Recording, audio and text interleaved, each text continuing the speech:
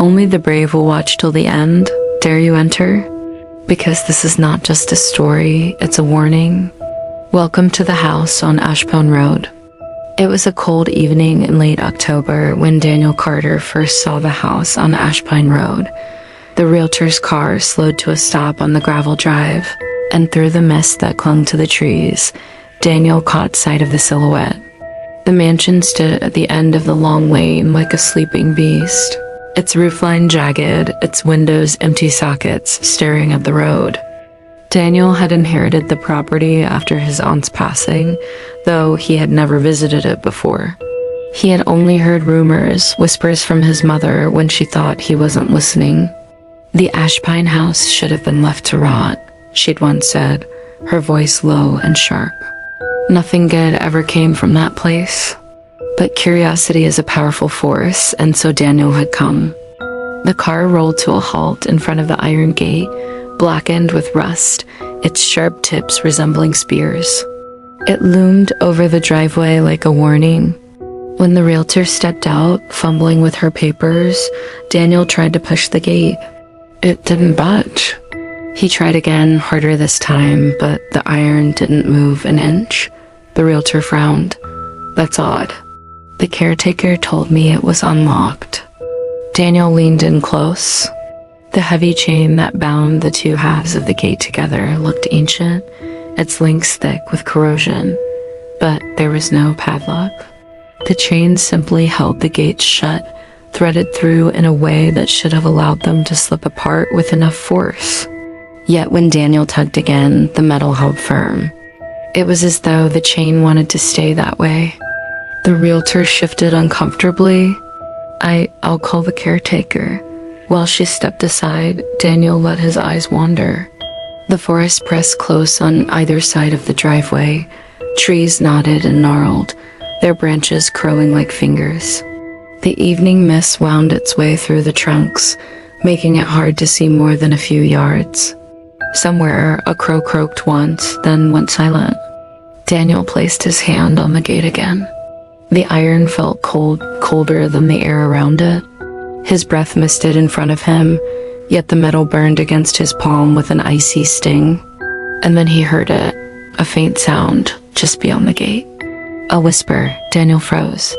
It was so soft he thought he might have imagined it. A thin voice carried through the mist. Just a few words, unintelligible, but urgent, like someone speaking quickly under their breath. He leaned forward, trying to catch it again.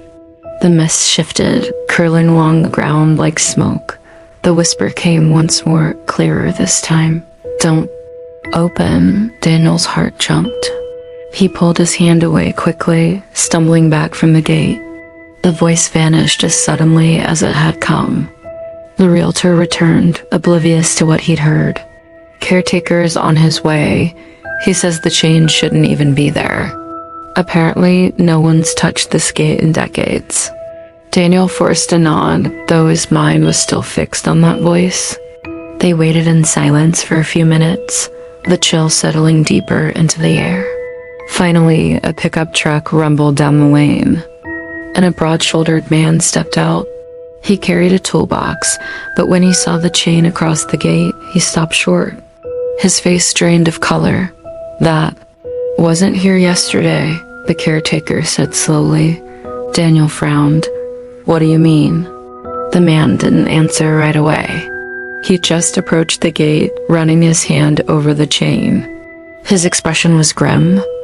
This chain, it doesn't belong to the house. And believe me, son, if it's here now, someone wanted it here. With that, he pulled a heavy pair of bolt cutters from the truck. He slipped the blades around one of the links and pressed down hard. The cutters groaned, the chain resisted, far longer than it should have for such corroded metal. Finally, with a sharp crack, the link split apart. The sound echoed through the woods, loud and unnatural, as though the forest itself had been holding its breath. The caretaker pushed the gates open. They screeched on their hinges, protesting with a sound like a dying animal.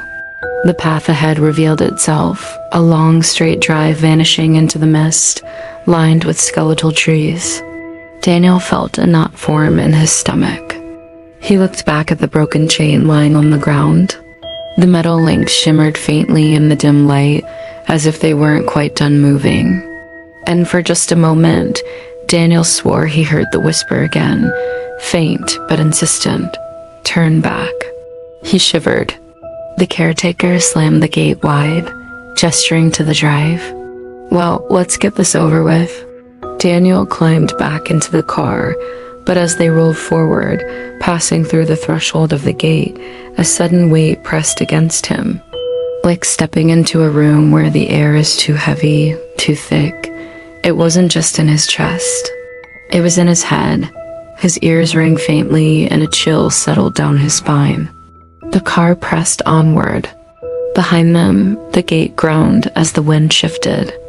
Slowly, almost reluctantly, it creaked closed again until the two iron halves met with a heavy clang. The sound echoed through the forest, final and absolute. Daniel glanced in the rearview mirror. The gate was shut. The broken chain was gone. The drive to the house seemed endless. The gravel crunched under the tires, muffled by the damp mist that swallowed the world beyond the headlights.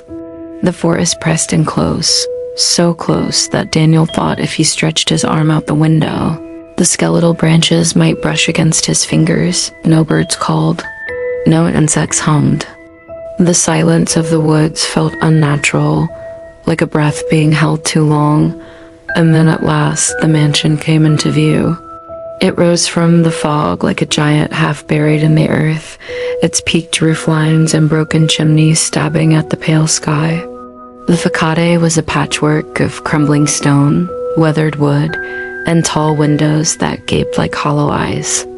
For a moment, Daniel felt something stir inside him, not fear, but recognition.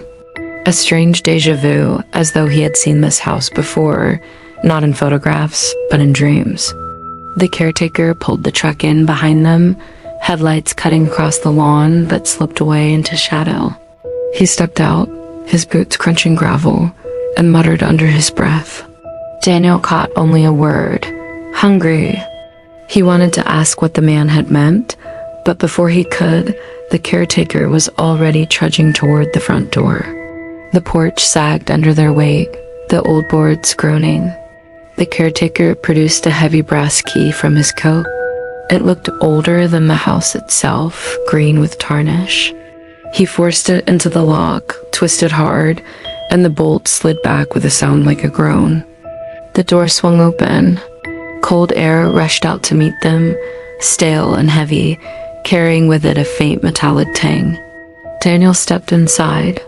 The foyer was enormous, a high ceiling arched above, with a grand staircase winding upward into the gloom. Cobwebs hung like curtains, and the chandelier overhead was thick with dust. His footsteps echoed as though the house itself were hollow.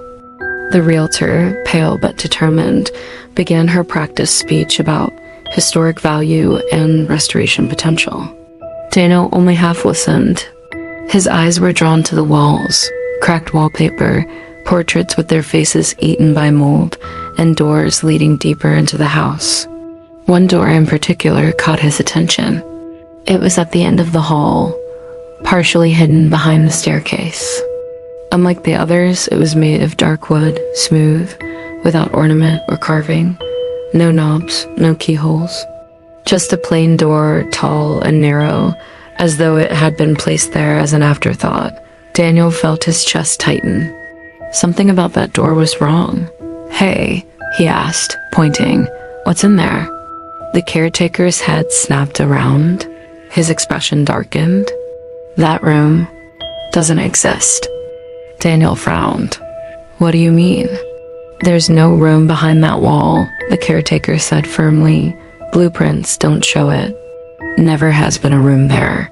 But Daniel wasn't convinced. He walked closer, each step echoing in the silent foyer. The wood looked too new. Not new like it had been built yesterday, but newer than the rest of the house, untouched by mold or dust. His reflection wavered faintly on the surface, though the room was too dark for such a thing. And then, as he stood before it, the air grew colder. His breath fogged the space between him and the wood. For just a moment, he thought he heard something from the other side. A soft sound, a shuffle, like someone moving in the dark. He turned quickly to the caretaker. "Did you hear that?" The man's face was pale. "Leave it alone." Daniel raised a hand and pressed it against the door. The wood pulsed faintly beneath his palm, not like a vibration, not like machinery. It was a heartbeat, slow, steady. His stomach turned. The caretaker strode forward, yanking Daniel back. I said, "Leave it." The realtor, visibly unsettled now, cleared her throat nervously. "Maybe we should move on. Show him the rest of the property." But Daniel couldn't look away. Something about the door pulled at him. It was like standing on the edge of a cliff. You know, the drop will kill you, but some part of you aches to lean forward, to see what would happen if you fell.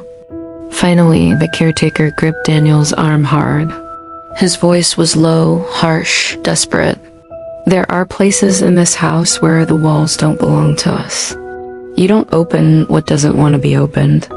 Daniel swallowed, nodding, though his mind was still fixed on the strange pulse he had felt. They left the foyer, moving into the rest of the house. The realtor prattled about dining rooms and parlors. Daniel trailed silently, but his thoughts never left the hidden door. Later, as they ascended the staircase to the second floor, Daniel paused. He looked down into the shadowed foyer below. The door was still there, only now it was slightly ajar. A faint black line of darkness cut through the wood, wide enough for something to slip through. And Daniel could have sworn he saw the edge of a pale hand slide back into the gap before the door closed again. His blood ran cold. The caretaker muttered a prayer under his breath and gripped the railing so hard his knuckles went white. The realtor didn't notice, but Daniel did. He couldn't unsee it. And deep inside, he knew one thing with absolute certainty. That door hadn't been unlocked by him. It had unlocked itself. The night in Hollowmore stretched on endlessly. Daniel lay awake in the guest room the realtor had insisted was the least drafty. The fire in the small hearth had long since gone out, leaving the air bitterly cold. He had pulled the blankets tight around him, but it wasn't the chill that kept him from sleep. It was the silence. Most old houses had their language, the creak of timber, the sigh of pipes, the shifting groan of the foundation. But Hollowmore spoke differently. The quiet was heavy, pressing, alive. It was as though the house itself was listening, holding its breath, waiting for something. Daniel's thoughts turned again and again to the strange door under the stairs. The caretaker had warned him, and the look in his eyes had not been performance. That had been fear, raw, instinctive fear. And yet, Daniel could not stop thinking about the faint movement, that pale hand retreating into the dark as the door shut. Finally, near midnight, the silence broke. At first it was faint, a sound just at the edge of hearing, drifting up through the floorboards. Daniel sat up slowly, heart pounding. It was a whisper, not a single voice, but many. A chorus, soft and frantic, threading together like the rustle of dry leaves. He pressed his ear to the wall. The sound was coming from beneath him, from the basement. He tried to tell himself he was imagining it, but the longer he listened, the clearer it became. Distinct syllables rose out of the tangle of whispers, though they never formed words he could recognize. It was like listening to a language spoken underwater. Still, one phrase repeated again and again. He could feel it as much as hear it. "Let us in." Daniel's mouth went dry. He grabbed the flashlight he had unpacked earlier and crept from the room. The hall was dark, shadows pooling at the edges where the dim moonlight failed to reach. The whispering grew louder as he descended the grand staircase. By the time he reached the foyer, it was undeniable. The voices were coming from behind the door at the base of the stairs, the door that didn't he exist. His flashlight beam trembled against the wood. He should go back, he thought, return to bed. Pretend none of this was happening, but his legs carried him forward. He pressed his hand against the door. Again, it pulsed faintly, like a heartbeat. This time, however, the wood was warm, almost feverish. Daniel took a step back, and the door opened on its own. A seam of darkness split the frame, yawning wider until the gap revealed a narrow staircase spiraling downward into pitch black. The air that poured out smelled of damp stone and rust. The whispering swelled, filling his ears until it seemed to crawl into his head, his chest, his very bones. He should run. He knew it. Every instinct screamed it. Instead, he stepped inside. The air grew colder with each stare. His flashlight cut through the dark in a trembling cone, catching glimpses of stone walls slick with moisture, strange symbols carved deep into the mortar, and shadows that seemed to bend away from the light. The whispering didn't fade as he descended. It grew louder, more urgent. The voices overlapped, clawing for his attention. Some hissed, some sobbed, some laughed in a high, brittle pitch that made his skin crawl. And yet, beneath the chaos, one voice began to rise above the rest. Clear, low, male. Daniel. He froze. The beam of his flashlight shook violently now. The whispering voices fell away, all at once, leaving only the one. Daniel. The next morning arrived as if the night had never happened. Daniel woke in his bed, drenched in cold sweat. His flashlight lay on the nightstand where he had left it before going to sleep. His shoes were neatly placed by the door. The window was closed tight. Had he dreamed it all? No, his palms still burned from slamming against stone. And when he lifted the blankets, he found dirt and torn grass clinging to his clothes. He had been outside. He had been in the basement, and something had followed him. All morning, Hollowmore's silence seemed heavier, as though the house itself was sulking, brooding. Daniel tried to keep himself busy, unpacking his things and avoiding the caretaker's disapproving gaze. But no matter where he went, his eyes were drawn again and again to the massive grandfather clock that stood in the great hall. It was beautiful, dark oak carved with twisting vines, golden weights polished to a dull glow, and a pendulum that hung like a brass harp. The glass was flawless, gleaming in the gray daylight, but the clock never ticked. The caretaker noticed him staring. His face went ashen. "Don't touch it," he warned. Daniel frowned. "It's broken?" The caretaker's mouth tightened. "No, it's not broken. It simply doesn't move." "Why not?" The old man's eyes darted to the clock, then away. "Because it is waiting." Daniel almost laughed, but the look in the caretaker's face stole away any trace of humor. When the caretaker left to tend the garden, Daniel approached the clock. The silence in the hall deepened with every step. Even the birds outside had gone still. Up close, the clock was more imposing than he had realized.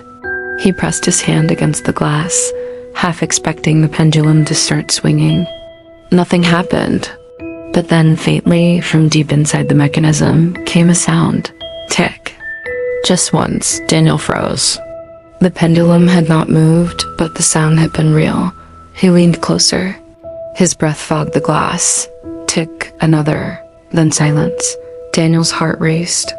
He reached for the door to the clock, but before his fingers touched it, the caretaker's voice rang out sharply. "I told you not to." Daniel jerked his hand back. The caretaker stormed across the hall, his face pale with fear. He gripped Daniel's arm with surprising strength. "You don't understand," he hissed. "Every time it ticks, the house remembers." "The house remembers what?" Daniel whispered. The caretaker's grip tightened. "It's dead." The words lodged like ice in Daniel's chest. That night, Daniel couldn't stay away. The whispers in his head pulled him back to the great hall.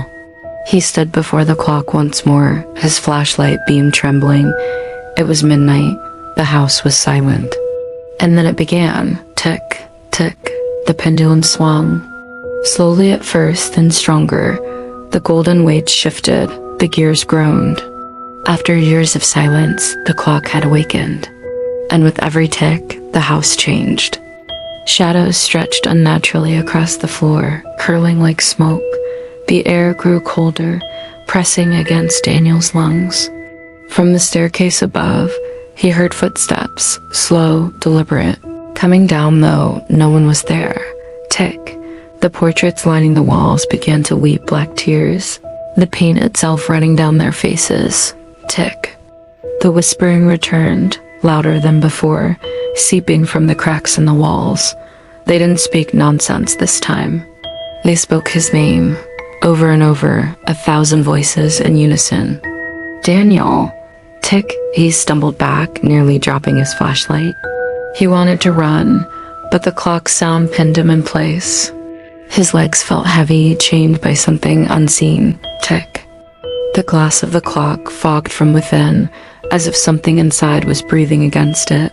Slowly, a handprint appeared on the glass, pale, long-fingered, pressing outward. Daniel's chest tightened. He couldn't breathe. Then, with a deafening chime, the clock struck once, not 12, not one, just once. The sound shook the walls. Dust rained from the ceiling.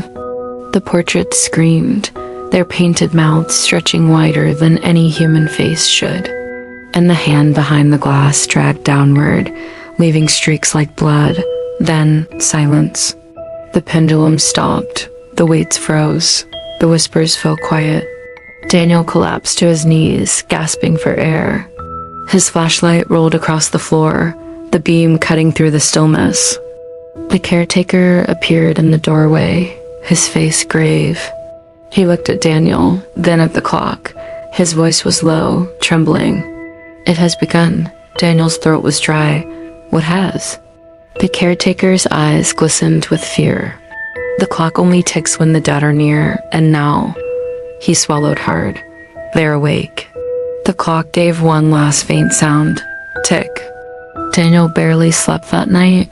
Every time he closed his eyes, he heard the ticking. Even though the grandfather clock had fallen silent, the sound still echoed in his skull.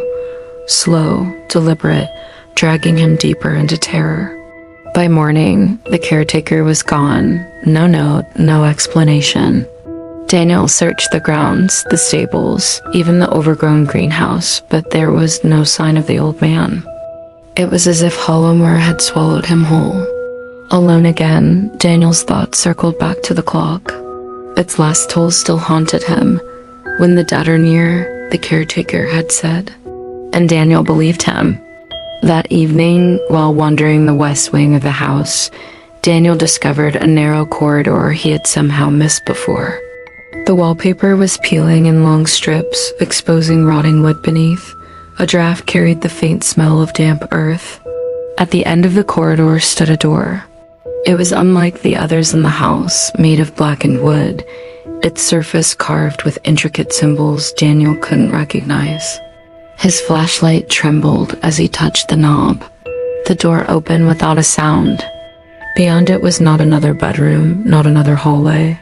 Instead, Daniel found himself standing in a vast, dimly lit chamber. The air was heavy, pressing down on his chest like unseen hands. And all around him were doors. Dozens, hundreds. The walls stretched impossibly far in every direction, curving upward into shadows. Each door was different. Tall, short, elegant, crude, ancient, modern. Some were rotting barn doors, others gilded like palace gates. One was nothing more than iron bars, another painted blood red. They formed an endless labyrinth. Daniel's voice cracked in the silence. What is this place? The moment he spoke, the doors answered, not with words, but with sound. Behind one, a baby's cry. Behind another, the slow dragging of chains. From another, laughter, hollow, cruel, echoing. And from somewhere far down the chamber, a woman's voice whispered his name, Daniel. His blood froze. He stepped back, but the door behind him, the one he had entered through, was gone. In its place stood another, this one covered in deep claw marks. He was trapped. Daniel forced himself to breathe. He told himself it had to be a trick, a hallucination, maybe the house playing with his mind. But the weight of the air, the pounding of his heart, the way his skin crawled, told him this was no dream. There was only one choice. He had to pick a door. His flashlight beam swept across the endless row. He paused at a tall iron door, its handle twisted like a serpent. From behind it came the faint sound of sobbing. A woman sobbing. He swallowed hard and reached for the handle. The metal burned his skin. He yanked his hand back with a cry, staring at the angry red mark spreading across his palm. The sobbing behind the door turned into laughter, mocking, sharp. Daniel staggered away, panic rising. He ran down the row, doors stretching endlessly in both directions. His footsteps echoed as though the chamber itself were hollow. He tried one door, then another, but each was locked tight, and then he saw it. Far down the endless hall of doors, one stood slightly ajar. A thin strip of light spilled out from the crack, cutting through the gloom. Against every instinct, Daniel walked toward it. The closer he came, the louder the whispers grew. They crawled across the walls, slithering in his ears. Some begged him to enter, others warned him to turn back. But all spoke at once, their overlapping voices nearly driving him mad. He reached the door. The light seeping from inside was warm, golden, almost inviting. For a moment, Daniel thought he saw the shape of his sister standing within, her smile soft, her hand reaching out to him. His heart ached. She had died years ago. He touched the door, and it slammed open. The golden light vanished, replaced by a swirling void of darkness. A force like a hurricane pulled at him, dragging him forward. He screamed, clawing at the floor, but the pull was too strong. The chamber spun, the doors rattling violently as if in laughter. The last thing he saw before the void consumed him was his reflection in the door as surface, except it wasn't to his. The face staring back was pale, hollow-eyed, its mouth stretched in a silent scream. Then everything went black. Daniel woke on the floor of his bedroom. His flashlight lay beside him, its beams still faintly glowing. For a moment he thought it had been another nightmare, but when he looked at his palm, he saw the burn, the exact shape of the iron serpent handle he had touched. And from down the hall, faint but unmistakable, came the sound of a door slowly creaking open. The air outside the ruined mansion was colder than the night before. The trees swayed without wind, their skeletal branches scratching against the starless sky. Emma stumbled out of the house, her clothes torn, her breath ragged, and her eyes wide with terror. Behind her, the cursed structure groaned like a dying beast.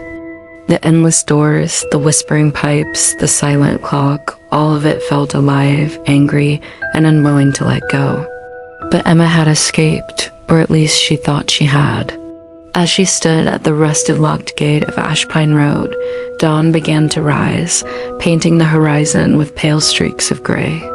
She reached for the padlock that had once barred her entry, but to her surprise, it hung open, as if the house had finally released her. For the first time since stepping inside, Emma allowed herself to breathe, but then the ground trembled. She turned back. The mansion stood tall and defiant, but now every window was filled with faces, pale, glassy-eyed children. The Ashen Bride, the woman from the attic. All the phantoms she had seen, and some she had not, stared silently out at her, watching, waiting, and in the very center window, high above, a shadow stood wearing the crimson mask she had once seen in her dreams. It raised its hand slowly and pressed it to the glass. Emma froze. Her own chest burned, her skin crawled, and then she realized her reflection was not moving with her. In the faint shimmer of the glass, she saw herself standing inside the house, behind the window. The May outside the gate was nothing more than a husk and echo, while the real her had been claimed. The gate creaked shut with a metallic clang. Ashpine Road was silent once more. Only the house remained, waiting, breathing, and its doors endless, hungry, were never truly closed.